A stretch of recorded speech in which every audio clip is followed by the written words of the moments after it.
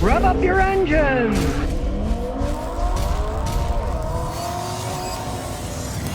Andrew Perkins says, cars, trucks are so flippin' expensive these days, it's insane. You hit the nail on the head. We live in a totally insane society. The average price of a new car is like $45,000 as of the other day. 45 grand, the average new car, not luxury, average new car. In my lifetime, my own personal cars, and I've been driving cars for 53 years. You add all the used cars I bought up together for myself. I spent less than $7,000.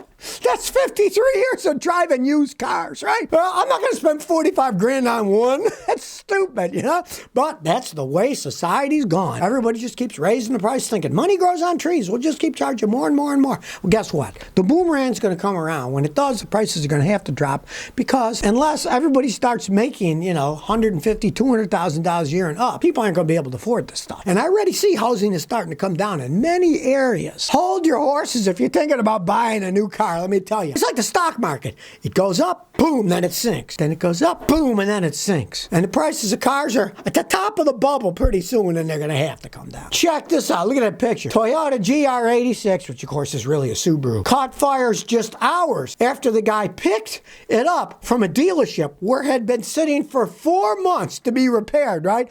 After 4 months, God knows what they were doing for 4 months to fix it, right? But after 4 months, the guy finally picks up his car and a few hours later burns down to the ground.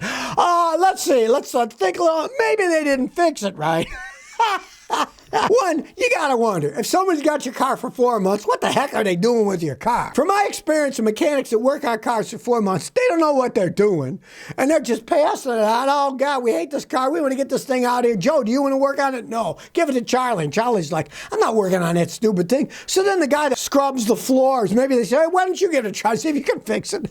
Obviously, they screwed up. 4 months, they got it working on it. The guy gets it back, and hours later, it burns down to the ground. Did somebody make a mistake here? Well, the real mistake was buying a thing in the first place. Why would you buy a Toyota that's made by Subaru? To me, it makes no sense at all. Driver says, I got an 04 Nissan Frontier 4-cylinder. I cleaned the throttle body. The RPMs hang at 2,500 when I press the clutch and roll to stop. What could it be? Let's say it didn't do that before you cleaned it, but after you cleaned it. Understand one thing. You cleaned it, you get carbon off of it. Now the throttle's going to sit differently when you let go of the accelerator, right? Well, in that case, what you have to do is Nissans are different than a lot of other vehicles. A lot of times you got to pay a mechanic like me to reset the base idle on the vehicle. We have a machine that says reset idle speed, yes, yes, and our computer resets the idle speed to factory specs. You might need to do that. Now, let's say it did it before you did the cleaning. Well, then it has absolutely nothing to do with that. And if it's doing it then, odds are your throttle assembly is just flat and worn out. You're going to have to replace it.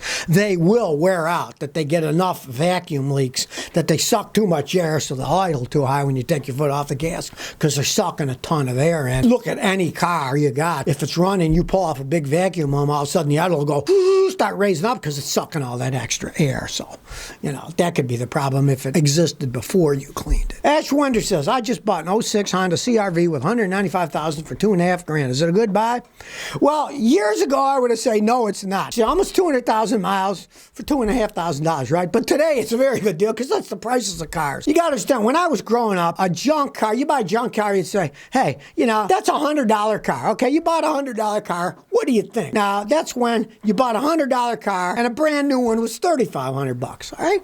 Today, the average new car in the United States, I believe, is $45,000, right? So you just bought a car for $2,500. So yes, it's a good deal then if you really look at the overall picture of things. Tech Stuff says, what would you recommend for a new beginner's car? The options being a Corolla, Civic, and a Mazda 3. What I would say, it depends on the mileage and the price. The thing is, the Civics, a lot of young guys like them, they soup them up, so the price goes up. The Corollas, not so popular with the young. They'll both last a really long time. The Civics are a little zippier, handle a little bit better. The Corollas last a little bit longer. See, look at the price, the mileage, and what you're going to do. Now, if you're talking about brand new, then buy a Civic or Corolla, whichever one you like.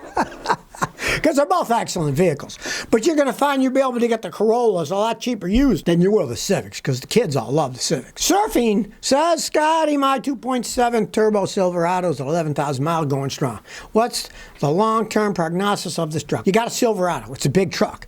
You got a 2.7-liter engine. That's a small engine. Change your oil every 5,000 miles with full synthetic oil. Don't mess with 10, 12,000 miles. Change the oil a lot. Don't drive like a lunatic, slamming on the brakes and then peeling out. Drive conservatively. It's a small engine. It can last if you take care of it. You can't beat it like you could an old V8. An old V8 engine could take a beating and keep on ticking. Not the 4s and the small 6s. They can't take so much of a beating. What you basically want to do is take care of it. You never know. You take care of something, it can last a long time. You know, I'm not a fan of those little engines in big pickup trucks, but if you're not hauling a bunch and you're not towing heavy weights, go right ahead. Loletta says, Scotty, what's the most worthy 2022 V8 truck to buy now? I'd say a Ford naturally aspirated V8, not one that's got GDI dual turbos and all that crap.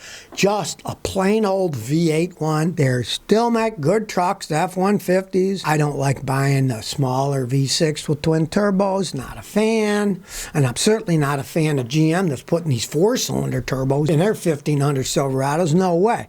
But V8s, I'd say, F-150. Now, you go back last year, I would have said, hey, buy a Toyota Tundra. They can run forever, but they don't put V8s in them anymore. They only put the 6s. Jordan says, Scotty, what are your thoughts on the updated GM 2.7-liter 4-cylinder in the new Canyon in Colorado? I'm looking at buying once they come out. I'll give you a one-word answer. No. Never buy anything new, especially something that's new that GM built. They screw up things all the time. I would not buy any GM product till it's been out at least 4 or 5 years and the true test of time, mileage, people's driving actually comes into reality, not some engineer on the drawing board. Let's see, do they hold up? Are they going to be good engines? I would never buy anything new. Look at the Bronco. I warned people about the Broncos. Now, their V6 engines are blowing up. They didn't make the valves right. They're cracking. The engines are blowing up. 6,000 miles, 12,000 miles. Now, Ford's fixed them. They have to because they're brand new trucks and the engines are blowing up. Do you want to be stuck with one of those things? I wouldn't. And I would never trust anything new that GM's changed because all their bean counters are sitting there. How can we make this 50 cents cheaper so we can make more profit? Then you are stuck with a vehicle that you paid for, and they have to fix it under warranty. They probably won't. They didn't build it right. Who says they're going to fix it right when it breaks? They'll always deny it. Now, that's normal. Like, I see people with GMs, they bring them all the time. My truck burns oil. How much oil does it burn? I said, it'll burn 3-4 quarts of oil between oil changes. I said, well, it shouldn't do that. They take it to the dealer and say, oh, that's normal. They all do that. They may, but it's because they're not built correctly. So, I would not buy that thing till it's been out a long time. Zed says, what do you think about the Corolla Cross Hybrid? I have been in Corolla Crosses, and I love them. It's like a mini version of my Matrix, a little bit smaller, and had a lot of room. The hatch comes up, put the seats down, you can carry all kinds of stuff. I thought they were great. Now, I haven't seen a Toyota Corolla Cross Hybrid yet. Toyota is like the hybrid king. They've been making those Priuses for 20-something years. They've sold millions of the stupid things, right? So, if anybody knows how to build a hybrid, it's Toyota. That if you're going to buy a hybrid, buy a Toyota. I mean, I'm not a hybrid fan because I know the technology. I know what a pain in the butt, an expensive pain in the butt they are when they get high mileage and they wear out. My son in Rhode Island, he bought a brand new Sienna hybrid and he gets 36 miles a gallon in a minivan. It'll probably last hundreds of thousands of miles before it does break. So if you're going to buy a hybrid, I'd say buy a Toyota. Hunter Aaron says, Scotty, I'm 6'6" and need help with choosing a car. Okay, I got the perfect car for you when it's not raining. Get a Mazda Miata and take the top down. You got all kinds of room. Now, I'll tell you, I had customers with those. I had one customer, he bought a Jag because Jags have a lot of headroom, right? What a mistake that was. The thing fell apart like a Chinese motorcycle. It just fell apart. It fell completely apart. On the other hand, I had another customer. He looked at them all. He said, hey, these Toyota Camrys, they got a reasonable amount of headspace. He got it. He loved the car. He had 250,000. He was still driving it. So my advice is go to a Toyota dealer, sit in the Camry, see if you fit. First, see what you fit. You want to buy a good vehicle. Look at it. Accord, Honda Accord, Toyota Camry, whatever, price range you're looking at and see what you fit in. And depend on how much money you want to spend too. Yeah, the Lexuses are nice, but they cost a lot more than the Toyota Camrys do, even though it's the same company. So kind of see what you fit in first. And then if you got any questions, hey, email me and I'll tell you, is that a good one or not? And just depends on what you want to spend. Start by going to the dealers and look at those new ones, sit in them and see how you feel. Josh Jobel says, Scotty, do you think a mid-sized truck like a Tacoma or Ranger could be good for plowing snow? They can be. You're going to have to get a V6 though. The 4-cylinder, no. You'd have to get a V6. And then they're good enough for plowing snow. Now, we're not talking about plowing,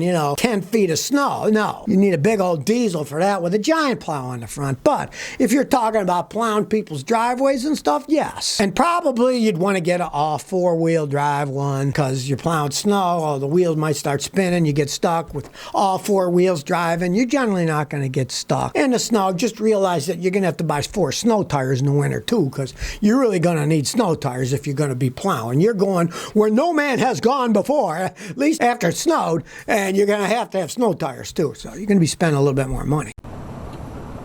So if you never want to miss another one of my new car repair videos, remember to ring that bell.